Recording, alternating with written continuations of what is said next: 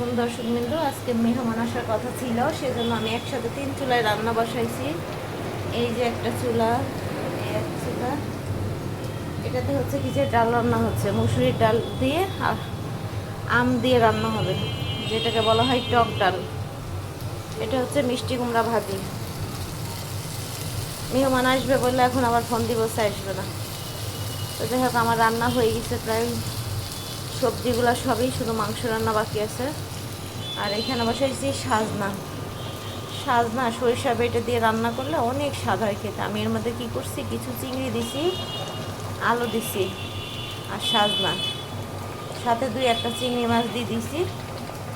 এতে খেতে স্বাদ দ্বিগুণ হবে এবং খুবই টেস্টি। যদি সরিষা বাটা, পেঁয়াজ বাটা, কাঁচামরিচ বাটা এইসব দিয়ে সাজনা রান্না করা যায়, খেতে খুবই ভালো লাগে, অসম্ভব টেস্টি হয়। ধন্যবাদ ভিডিওটা দেখার জন্য।